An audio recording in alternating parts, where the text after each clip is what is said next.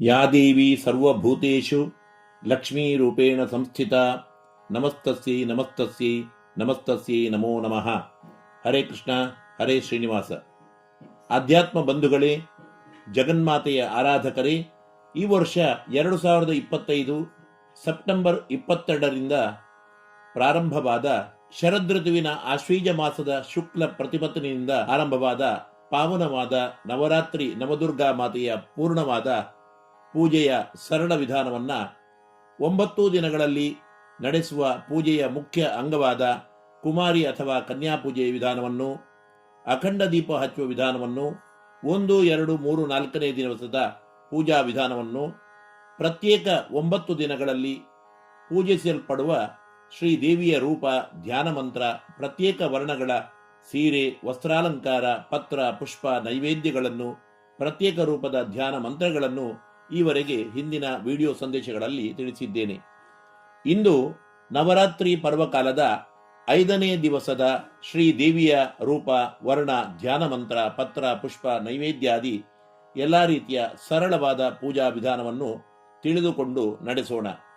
ವೀಕ್ಷಕರೇ, ತಾವು ಇಲ್ಲಿಯವರೆಗೆ ನನ್ನ ವಿಶ್ವನಾಥ್ ಭಟ್ ಎಂಬ ಯೂಟ್ಯೂಬ್ ಚಾನಲ್ಗೆ ಸಬ್ಸ್ಕ್ರೈಬ್ ಆಗಿರದಿದ್ದರೆ ಆಗಿ, ಉತ್ತಮವಾಗಿದ್ದರೆ ಲೈಕ್ ಮಾಡಿ, ನಿಮ್ಮೆಲ್ಲ ಬಂಧು ಮಿತ್ರರಿಗೆ ಶೇರ್ ಮಾಡಿ, ನಿಮ್ಮ ಪ್ರಶ್ನೆ, ಮೆಚ್ಚುಗೆ, ಸಂದೇಹಗಳನ್ನು ಕಮೆಂಟ್ ಮೂಲಕ ನಮಗೆ ತಿಳಿಸಿ. ಶ್ರೋತೃಗಳೇ, ಶರದೃತುವಿನ ಆಶ್ವೀಜ ಮಾಸದ ಶುಕ್ಲ ಪಕ್ಷದ ಪಂಚಮಿ ತಿಥಿ ನವರಾತ್ರಿಯ 9 ದಿನಗಳಲ್ಲಿ ವಿಶೇಷ ದಿನ ಎಂದೆನಿಸಲ್ಪಟ್ಟಿದ್ದು, ಲಲಿತಾ ಪಂಚಮಿ ಎಂಬ ಹೆಸರಿನಿಂದಲೂ ಪ್ರಸಿದ್ಧವಾದ ಪುಣ್ಯ ದಿನವಾಗಿದೆ. 2025ರಲ್ಲಿ ಸೆಪ್ಟೆಂಬರ್ 27 ಶನಿವಾರ ಈ ಲಲಿತಾ ಪಂಚಮಿಯ ಪುಣ್ಯ ದಿವಸ ಬಂದಿದ್ದು, ನವರಾತ್ರಿ ಪೂಜೆಯ 5ನೇ ದಿನದ ಪೂಜೆಯ ದಿನ ಇದು ಆಗಿದ್ದು, ಇಂದು ಆರಾಧನೆಗೊಳ್ಳುವ ಜಗನ್ಮಾತೆಯ ರೂಪ ಅಂಬಿಕಾ, ಲಲಿತಾ ಅಥವಾ ಪ್ರಸಿದ್ಧವಾದ ಹೆಸರು ಸ್ಕಂದಮಾತಾ ಎಂಬುದಾಗಿ.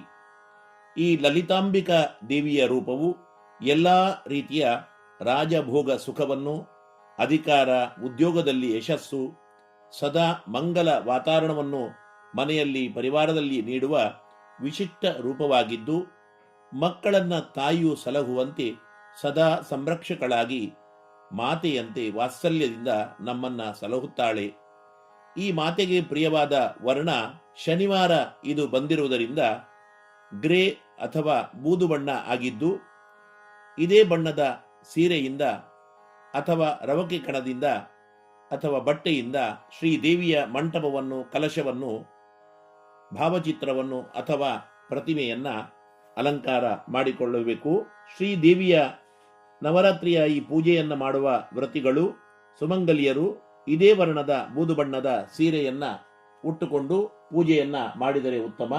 ಕಲಶ ಸ್ಥಾಪನೆ, ಘಟಸ್ಥಾಪನೆ, ಅಖಂಡ ದೀಪ ಪ್ರಜ್ವಲನೆ ಮಾಡುವ ವ್ರತ ಮಾಡತಕ್ಕಂಥ ಭಕ್ತರು, ಸುಮಂಗಲಿಯರು ಬೆಳಿಗ್ಗೆ ಬೇಗನೆ ಎದ್ದು ಸ್ನಾನ ಮಾಡಿ ಶುಚಿರ್ಭೂತರಾಗಿ ಇದೇ ಬೂದು ಬಣ್ಣದ ಗ್ರೇ ಕಲರಿನ ವಸ್ತ್ರಗಳನ್ನು ಉಟ್ಟುಕೊಂಡು ಅದರಿಂದಲೇ ಶ್ರೀದೇವಿಯನ್ನ ಮೊದಲು ಅಲಂಕಾರ ಮಾಡಿ ಆಚಮನೆ ಮೊದಲು ಮಾಡಿಕೊಂಡು ಗುರು ಗಣೇಶ ಪೂಜೆಗಳನ್ನು ನಡೆಸಿ ಶ್ರೀ ಅಂಬಿಕಾ ದುರ್ಗಾದೇವಿಯ ಸ್ಕಂದಮಾತಾದೇವಿಯ ಪ್ರೀತ್ಯರ್ಥಂ, ಸ್ಕಂದಮಾತಾ ಲಲಿತಾಂಬಿಕಾ ಅನುಗ್ರಹ ಸಿದ್ಧ್ಯರ್ಥಂ ನವರಾತ್ರಿ ಪಂಚಮ ದಿನ ಪೂಜಾಖ್ಯಂ ಕರ್ಮ ಕರಿಷ್ಯೆ ಎಂದು ಉದ್ಧರಣೆಯಿಂದ ತುಳಸಿ ಸಹಿತ ನೀರನ್ನು ಬಿಟ್ಟು ಸಂಕಲ್ಪ ಮಾಡಿಕೊಳ್ಳಬೇಕು.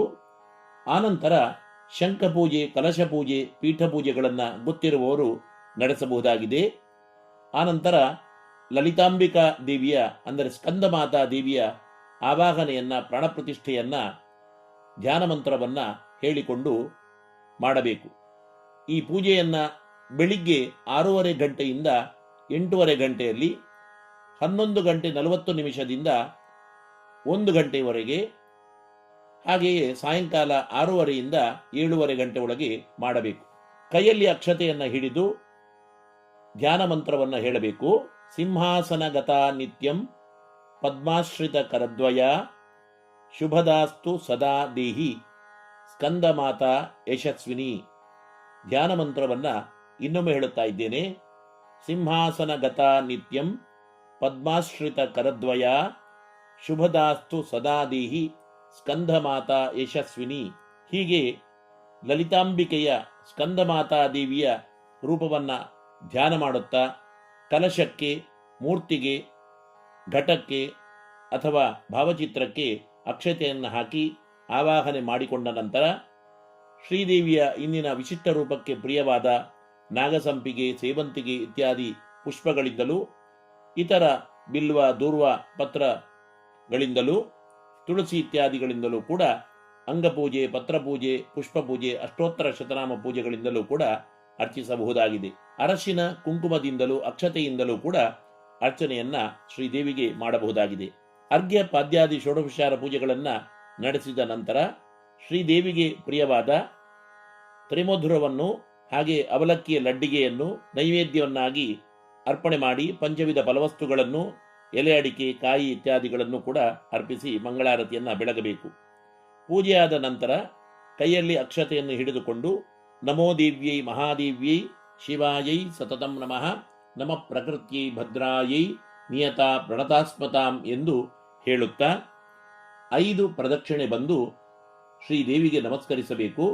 ಆನಂತರ ಇದರ ಮುಖ್ಯ ಅಂಗವಾದ ಪೂಜೆಯ ಪೂರ್ಣ ಫಲ ಪ್ರಾಪ್ತಿಯಾಗಲು 6 ವರ್ಷದ ಪ್ರಾಯದ ಕನ್ಯೆಯಲ್ಲಿ ಕಾಳಿ ಎಂಬ ದುರ್ಗಾರೂಪದ ದೇವಿಯನ್ನ ಅಕ್ಷತೆ ಹಾಕಿ ಆವಾಹನೆ ಮಾಡಿ ಅವಳಿಗೆ ಇಷ್ಟವಾದ ವಸ್ತ್ರ, ಬಟ್ಟೆಗಳನ್ನು, ಸಿಹಿ ತಿಂಡಿಗಳನ್ನು ಕೊಟ್ಟು ಪೂಜಿಸಬೇಕು. ಗುರುದಕ್ಷಿಣೆ, ಸುಮಂಗಲಿಯರಿಗೆ ಬಾಗಿನ ಇತ್ಯಾದಿಗಳನ್ನು ಕೂಡ ಇವತ್ತು ಕೊಡಬಹುದು. ಹೀಗೆ ಮುಂದಿನ 6ನೇ 7ನೇ ದಿವಸದ ಹಾಗೂ ವಿಜಯದಶಮಿಯವರೆಗಿನ ಎಲ್ಲ ಸರಳವಾದ ಪೂಜಾ ವಿಧಾನವನ್ನ ತಮಗೆ ನೀಡಲಿದ್ದೇನೆ. ನಿಮಗೆಲ್ಲರಿಗೂ ಕೂಡ ಆ ದುರ್ಗಾ ಮಾತೆಯು ಪೂರ್ಣವಾದ ಯಶಸ್ಸನ್ನ, ಆರೋಗ್ಯ ಭಾಗ್ಯವನ್ನ ಕರುಣಿಸಲಿ ಎಂದು ಹೇಳುತ್ತಾ ದುರ್ಗಾಂತರದ ಲಕ್ಷ್ಮೀ ನರಸಿಂಹನಿಗೆ ಈ ಮಾತನ್ನು ಅರ್ಪಿಸುತ್ತೇನೆ. ಸಮೇ ವಿಷ್ಣು ಪ್ರಸೀದತು, ಸಮೇ ವಿಷ್ಣು ಪ್ರಸೀದ.